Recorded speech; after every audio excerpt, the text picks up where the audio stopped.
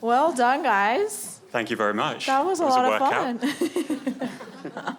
I don't think I've ever seen so many props on a lead recital stage before. I've never eaten beans on stage before, but there's a first time for everything, I guess.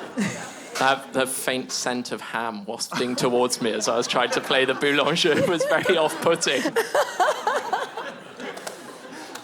Nothing like the smell of beans when you're dreaming about the stars. Lovely. How do you guys feel after your foray into nature? It was good fun. Yeah, had a good Did time. we have fun, guys? Was that fun? I thought so. Honestly, I was shocked that Bedstead Men was not an original composition, to be honest. Well, the last verse we did right, especially. Because of the... Come just a little bit closer to me. You're so far away. It just touches on the current situation with the water companies in the UK. We thought that was a nice way of updating the song. I thought so, yes, exactly. You mentioned that you guys did that together. How was that? It was really fun, actually. It was on the train, and we were I'd throw a line, and then George would try and throw one back. And it was a great process. Yeah, we just sort of went with our instincts and did it quickly. And the only song we'd written together before was about George's mother. So it was a new adventure. I don't think I want to ask about that. No. Speaking of Bedstead Men, you have a lovely voice, Ed. Thanks, Anna. Bravo. Can we give some support for Ed? Gorgeous voice.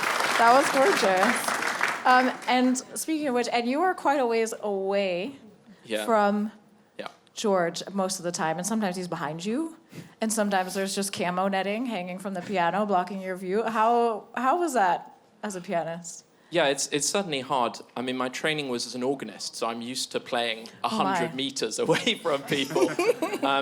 I try and just listen really intently. I don't use sight that much. I just listen for the breathing, feel. We've done the program a lot, so sort of roughly know. But it's quite disconcerting because, like, when we had to sing harmony together in the Flans and Swan, I said to George, "You've got to come and stand at my shoulder because I just can't do all that with you also at a distance." A bit and tricky. I finally behaved myself on that front. You put me on a listened. lead. Yeah. And besides when I was as the required work, was it hard not to find? Besides when I was, there was no required repertoire. Was it hard not to fall into sort of old classics, or did you enjoy tramping into the repertoire, as it were? Well, we banned the Vaughan Williams, the Vagabond. That was the first decision that we weren't going to do that one.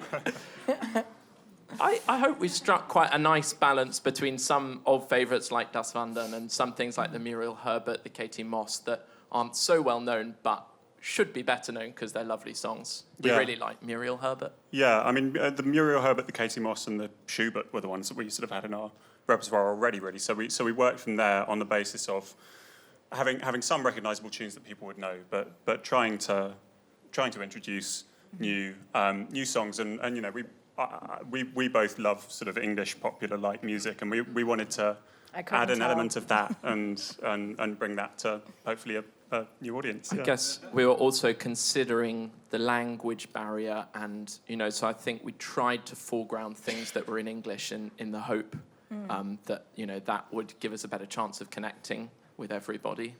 Was there one piece in particular that you enjoyed working on the most? I mean, I liked the Flans and Swan. That I used to go to sleep listening to those songs when I was a child. Though I never thought that was going to be part of my career. And like,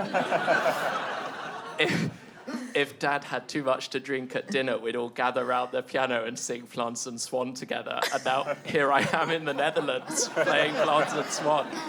I love working on the Fadael. I mean, because it was such a sort of, you know, you have the instructions, but in many ways it's sort of blank canvas to make what you want of it within the structure and within the limits, and that was just a wonderful challenge to find a place for that in you know, dramatically in what otherwise was a program that wasn't very conducive to you know, we had to add in a mental breakdown in the middle of or at some point in a walk. When I read the description of your program, I thought, how in the heck are they going to do this Karmit Fadel? That's going to be a challenge. But you did it amazingly. And speaking of this kind of balance between the way you started with the coding or whatever it was on the projector, there's this expression that's been created for people that spend too much online and should go outside. Do you know what it is that I'm talking about? We say that they should touch grass. Oh, Right, okay. And while it's perhaps not possible to disconnect altogether in our infinitely connected society, what would be your best idea for those who want to learn the gentle art of tramping, even if they can't go very far? Well, I would say buy a bivy bag, because that... What is that? What is A it? bivy bag's like a kind of waterproof sleeping bag, and that's your crucial piece of kit, because then you can just sleep anywhere. Okay. Is that too much of a step? I would say go on a day trip first before you sleep in the hills. But seriously, I said don't buy anything, just go out for a walk. well, I think it's so liberating just not knowing where you're going to sleep, and you can just set off. And it's so exciting when you're out in the middle of nowhere on your own, settling down to sleep. I'd really advise that, but maybe too much. Spoken like a true country boy. Thank you guys so much. And thank you for teaching us the gentle art of tramping. Thank you, Anna. Thank you all.